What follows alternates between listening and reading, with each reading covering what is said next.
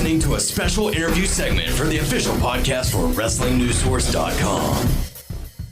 Okay, folks, joining us on the show this week, he is the current PWG and FIP champion and also ROH Triple Crown champion and Mr. ROH, Roderick Strong. Roderick, welcome to the show. Hey, guys. Thanks for having me. Hi, thank you for your time. For all the information on Roderick Strong, you can follow him at Roderick Strong on Twitter. Also go to facebook.com/official Roderick Strong. So welcome to the show. And on Instagram. Instagram as well. Instagram as well, at Roderick Strong. Definitely want to hit that pro wrestling tees / Roderick Strong. Strong. Yeah, exactly. So we're having you on today to sort of just discuss your career, get some of the listeners in our area to get to know you a little bit, because Ring of Honor is available here in Beaumont on Saturdays at 1 p.m. on KFDM with a replay at 11:05 p.m. and also a replay on KBTV at 10 p.m. And if you're listening outside of the area, just go to rohwrestling.com to find the listings in your area. So first question, how does it feel knowing that you are only one of two men who are on the list of the ROH Triple Crown champion list? You know, it's a pretty surreal feeling. When you want to become a wrestler, you want to do something of importance, and you never know exactly what it is. You know, you want to leave your stamp somewhere, and obviously I don't feel like my career is over at all. It's far from over, but to know already in the amount of time that I've been in this business, I've been able to do something and make history in a company that has changed the platform of professional wrestling, I feel. Absolutely. And like you said, still many years left in your career. Where do you see your career headed in the next 5 to 10 years? And I guess the secondary question would be, what would your plans be after you choose to retire from the ring? I mean, obviously with wrestling, it's hard to really predict a future, down the road, but obviously still doing what I'm doing, probably, and hopefully at a higher level, just continuously improving in every aspect of my job and in life. And post wrestling, I want to be a strength and conditioning coach. Actually, that's something that is super important to me and kind of always been a goal. So, some kind of athletics program, something like that. Roddy, you're definitely a vet of the indie scene, a guy who's looked at, well respected. I know that you just wrestled Trevor Lee a couple of weekends ago for PWG. You're defending your title. I think a lot of people, in maybe 2013, would argue that ACH was sort of a breakout guy. And maybe 2014, a lot of people would say Biff Busick is a breakout guy for that year. And I think probably a lot of people this year would argue that Trevor Lee is a guy who's looking to be a breakout guy. And by that, I just mean they're sort of breaking out of their home scene and to a more nationally known level. And so the vet that you are, the well-respected guy that you are, when you look at a guy like Trevor Lee, do you see he's poised to take that kind of a position? Does he have it, or what's your thoughts on Trevor Lee? I mean, he started around wrestling young, just like I did. So, and being in the ring with him finally, because you hear a lot about people, but it's hard to judge. Everyone has their opinion, and I like to be in the ring with him, and before I ever make a statement or have an opinion about them. I think Trevor's one of those young guys, but old guy in that sense, because he has been around wrestling, for quite a bit longer than people seem to realize. And I think with that comes a different maturity, and that's something that's separating him from the other guys, I feel, at this point. And that's why he's one step ahead. He understands little things that a lot of the guys don't really get. And I think he's going to have a fantastic, 2015 and beyond. Very cool. I know you got a big reunion coming up with, you're going to be teaming over WrestleMania weekend shows for WWN Live. You're going to be teaming with, reuniting with Austin Aries to sort of reform Generation Next. So what are your thoughts? Are you looking forward to reteaming with Austin? And I guess you guys are wrestling Ricochet and Uhaa Nation. That's been announced. So what are your thoughts on that whole deal, the reuniting and the upcoming match? Of course, man. It's going to be extremely special. Me and Aries did some very special stuff in Ring of Honor, and through that we became really good friends. So it's going to be an exciting time for us. I feel like both of us are, at the top of our game right now. So we're going to bring the best version of us that we've ever been able to bring, to the table. And we both love tag wrestling, and we're facing two amazing athletes. So, I think it's something that's going to be extremely special, and the people better tune in, either, show up live or on iPay-per-view. Another huge set of shows you got coming up. I know you're, Ring of Honor is going to be having their co-promoted shows with New Japan coming up in May. And I know last year when you were still in the decade, when you were still teaming with BJ Whitmer, you guys teamed up and wrestled Gato and Jado. This year, if it was up to you, I'd love to know, ideally, your singles match with a New Japan talent, like who you want one-on-one in the ring. Well, I mean, I've said it quite a few times, and I'll continue to say it. And I'm not usually one of those guys that, calls out somebody and says they want to wrestle them, because I feel if promoters and the people want to see it, it's going to happen. I've never once asked for a match that I've been put in. So, but I say Nakamura. I think he's very, the physicality and the showmanship that he brings is quite the matchup for me. And I like guys like that. The more intense, the better. And if Okada comes, he's another guy. And Tanahashi, if he comes, he's another guy.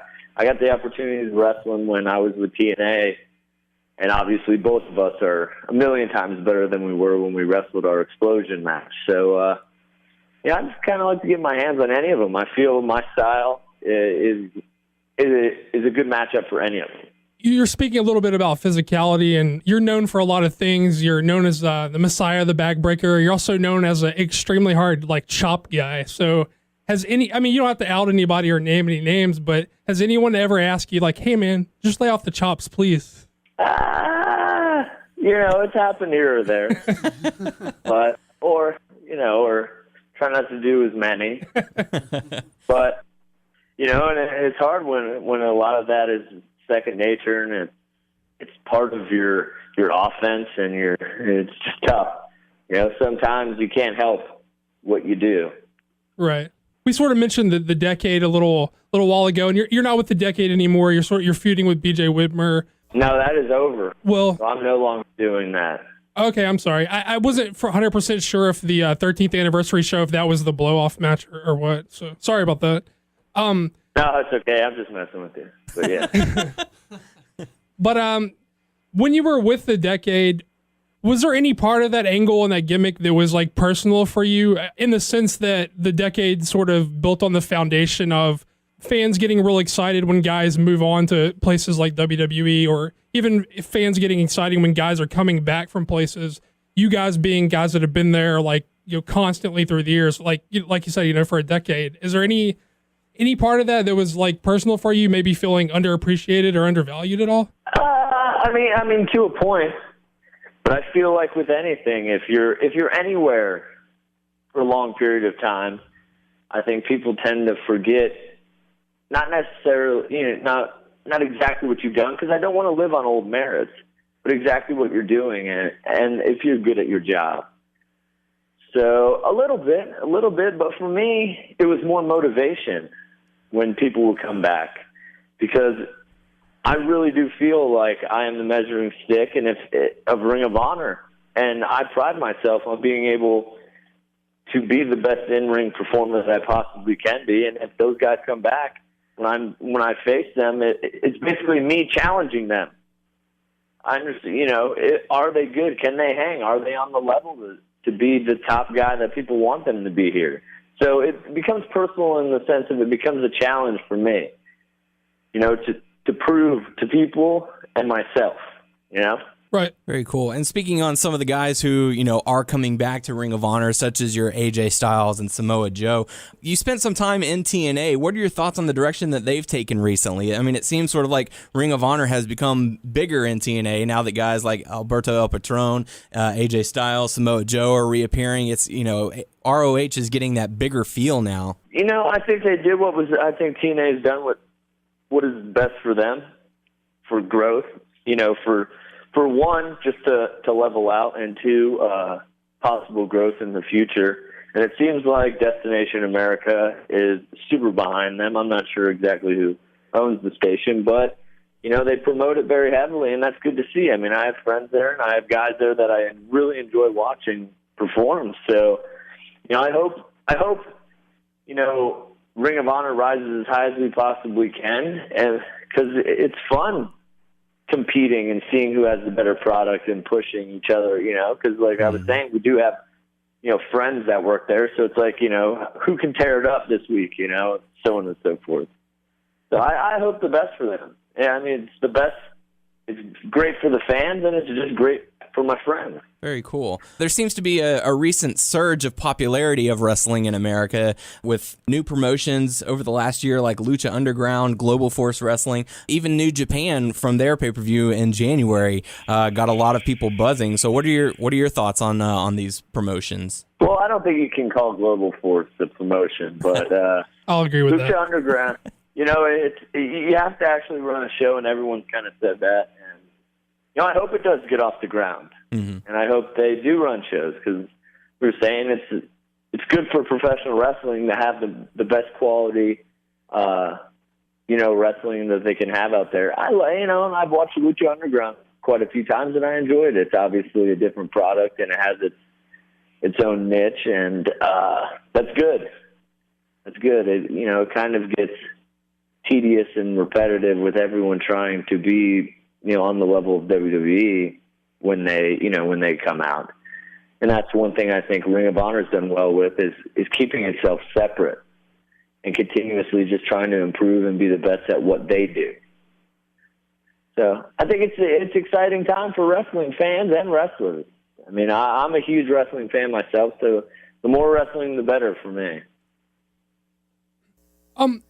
I feel it feels like we're seeing a shift, maybe in pro wrestling as far as like the free agent market seems to be like booming as far as guys, finding alternatives to WWE as places they will make like good livings and, they could be. I mean, I hear guys like the Young Bucks saying, "Hey, we don't sign contracts anywhere," and they could be kayfabing us. Like, I don't know, we're just fans doing a wrestling show. So I don't know the legitimacy of if guys like the Young Bucks have a contract or not. But it almost feels like the business is maybe shifting to a sort of guys not signing as many contracts or maybe more freelance stuff. And I know sort of over the past 5 to 7 years, like it's been like a big thing with independent guys having contracts. And I understand the position of someone like Ring of Honor saying, hey, if you want to see Roderick Strong, you got to come to Ring of Honor to see Roderick Strong. So that's why they would put you guys under contracts. But how do you see that for yourself? And do you think that's good for the business to get away from that? Or how do you see that progressing? Yeah, to me, contracts are important, but they're situationally important. If you have a young guy that is just trying to become better at what he's doing, no, you don't put him in a position where that one promotion obviously is where he has to work, unless you're the WWE, because then you have the developmental system and they get to do work in the system. But if you're not there, then why would you do that? And I think Ring of Honor is getting to the point where they need to make sure that their guys are as healthy as possible and are unique. Because for years, a lot of us have traveled the roads and we've done all the independence that we can, and people want to see you. So the bigger the star you are in Ring of Honor, the more the people are going to come and see you. So I think for certain people, yes, it's good, but I think for others, it's good that contracts are around. Being in Ring of Honor for as long as you have you sort of found yourself being a mentor to some of the up and coming talent? Is there anyone in particular like that you talk to behind the curtain, sort of giving advice or taking under your wing, so to speak? Yeah, I wouldn't say like one person. I mean, there has been people before that I have, and I mean, in wrestling or with anything, you end up having a group of people or your small group of friends that. That's what you guys do is you talk wrestling. And that's something that I've always been one to, appreciate when people have came and they've given me their time and constructive criticism to try to make me better. To me, it kind of blows my mind that, someone actually wanted to do that. So I've always tried to do that as well. For the most part, that is something I've always tried to do, help as much as I possibly can, just because I do want, wrestlers to be better. And I understand it's easier for, to get a critique from someone that's watching it than it is to go back and watch the tape and, blah, blah, blah. Obviously, people are going to do that to try to get better, but I try to influence people as much as I can and be as, honest as I possibly can when it comes to critiquing people. It's sort of been rumored lately, and obviously I don't know the specifics of it, but it's sort of been rumored that Sinclair is like really happy with where Ring of Honor is, and they're maybe not necessarily looking to, because of how happy they are with it, they're not necessarily looking to sink a ton more money into that. I just wondered, like, from a guy who's in that locker room so much, and you guys go out there, put your bodies on the line, you guys are killing yourself to have good matches every night out. Is it hard to stay motivated hearing something like that, or how do you interpret that? Oh, that's false. First off, that report is not true whatsoever. You have to look at it like this. They're a business and they want to make money, right? So right. If something is continuously getting better, why wouldn't you invest in it to keep it getting better? I right. think that's kind of funny that people are like, they don't want it to grow. I mean, obviously, there's certain things that they could do better to help improve, awareness of the product, to get the name out there. But, I mean, I think for the most part, just hearing stuff like that's funnier than anything to me. And it seems like they do want it to grow. They, in certain areas it has gotten a lot better when it comes from the production side. And I think that's something that's slowly going to continue to improve over time. But I don't know. It doesn't. I just think that's funny. Those kind of reports make me laugh because they are investing more money in the company. They are investing more money in the wrestlers. It's just, I guess it's not as apparent to everybody. You were recently on the Best Friends with Chuck and Trent. Did The Rock ever respond back to you? He did not. Ah, That son of a bitch. I know. I understand he's got a lot of followers, but come on. Speaking of like Best Friends isn't like a necessarily like a traditional shoot interview, but it is in a sense like a shoot interview. And I know you've done other shoot interviews with like High Spots and stuff like that. And I know you've probably done like a litany of podcasts and radio shows. I know you did Art of Wrestling. Obviously, you're doing our radio show. Recently, like the kayfabe commentary's owner said that he thought that podcasts and radio shows were hurting the shoot interview business. How do you feel about that as a guy who's done both? Do you think there's room for both, or do you think they're a direct competition? I would assume they're very similar. It's just the way you go about it. I mean, podcasts are obviously a lot more casual, and that's the thing with the Best Friend thing. It's a lot more casual, just talking. But shoot interviews, for the most part, tend to come off more as drilling than anything, or just straight questions. So I don't know. I guess it's personal preference, because some people might, really have a lot of shit to unload, and they're very emotional, and shoot interviews are probably a better platform for that. And then for, not as much dirt, I would say, and not as aggressive of a platform would be a podcast. I don't know. They vary a little bit to me with intention. out of all the matches that you've had, for those who might not have seen Ring of Honor over the past few years, if there was one match that you would say, this is probably my all-time favorite of yours, what would you suggest for the fans out there to go and watch? I'd say me versus James Gibson, his last match. Very cool stuff. In Ring of Honor. We always ask about, stories on the road. You hear about the guys that travel together, they consider themselves road wives and stuff like that. Who is your road wife when you travel, and do you have any stories that you could share with us? It used to be Eddie Edwards and Adam Cole. But now that Eddie is not with Ring of Honor anymore, it is Adam Cole. That's who I would consider my road wife. So, Dojo Bros? And, I mean, huh? Dojo Bros. Yeah, exactly.